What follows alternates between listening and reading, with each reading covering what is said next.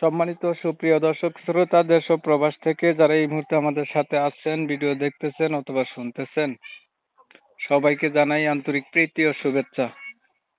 বন্ধুরা, আমি কথা বলছিলাম সুইট সুন্দরী অপরূপা মিষ্টি আপুর সাথে প্রতিবেদন করবে বলে সংযুক্ত হয়েছে অডিও কলে।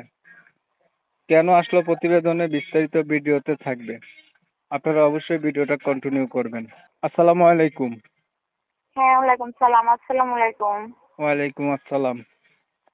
ভালো আছেন ভাই? হ্যাঁ ভাইয়া, আল্লাহ রাখছে ভালো। আপনারা ভালো আছেন ভাইয়া?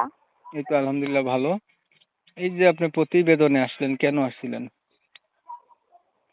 ভাইয়া প্রতিবেদনে আসছি, আমার একটা ছোট বোন আছে আর আমার মা আছে, আর আমার আব্বু মারা গেছে।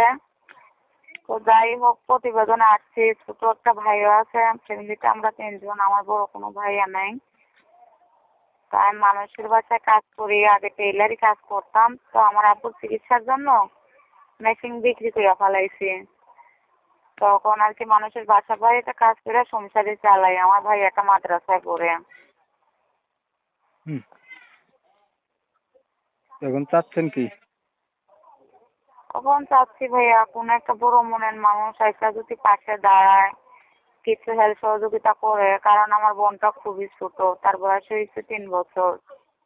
আমার ভাই একটা মাদ্রাসায় পড়ে, তার অনেকই কষ্টে আছে ভাই। আমার সংসার চালাতে খুবই কষ্ট হয়। সেরকম কোনো বড় মনের ভাই যদি পাশে এসে দাঁড়ায়, সারা জীবনের জন্য জীবন সঙ্গী বানায়, তাহলে আর কি খুবই ভালো হয় ভাইয়া। আচ্ছা, আমি বিষয়টা ক্লিয়ার করি দর্শকদের উদ্দেশ্যে। প্রিয় দর্শক শ্রোতা, আপনারা এই আপুর কথা শুনছিলেন। ওনার হচ্ছে পরিবারে বাবা নাই, অনেক কষ্টে উনি আছে। ওনার হচ্ছে একটা ছোট ভাই আছে, মাদ্রাসায় পড়ালেখা করে। মা আছে না? হ্যাঁ, আমার আম্মু আছে। ওনার আম্মু আছে। উনি উনি হচ্ছে বাসায় কাজ করে এইগুলা সংসারের দায় দায়িত্ব চালায়। তো যেহেতু বাবা নাই, বড় কোনো ভাই নাই, গার্ডিয়ান নাই, বিয়েরও বয়স হয়েছে, চাচ্ছে ওনার দায় দায়িত্ব নিয়ে ওনার পাশে যদি কেউ দাঁড়ায়, মনের সাথে মন যদি মিল খায়, তাহলে হয়তো বিয়ে শাদী পর্যন্ত পৌঁছাবে। এমন একটা মানুষের জন্য উনি আসছে। আমি কি ঠিক বলছি? হ্যাঁ ভাইয়া।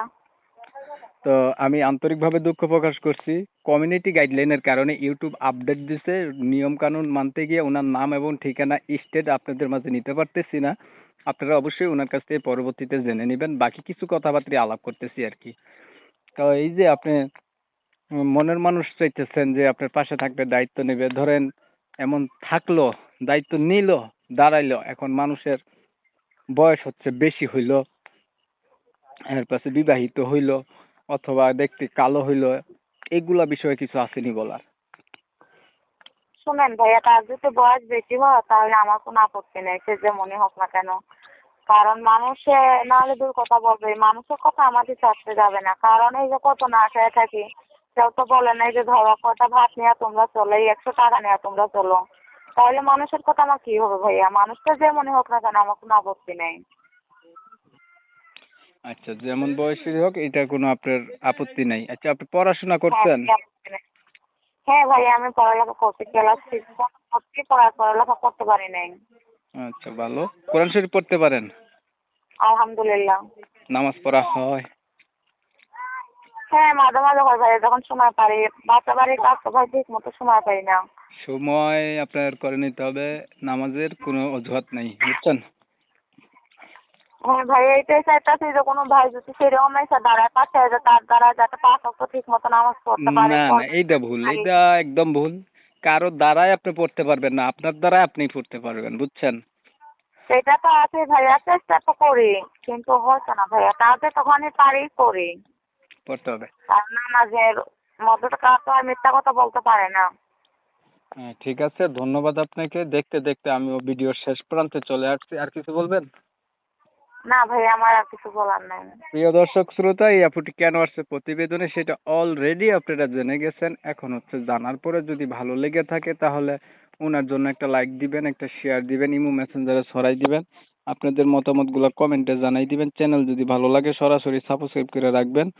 অনেক সময় নিয়ে ভিডিও দেখছেন, পাশে ছিলেন, এর জন্য সবাইকে জানাই এমএসকে টিভির পক্ষ থেকে অসংখ্য ধন্যবাদ। সবাই ভালো থাকবেন, সুস্থ থাকবেন।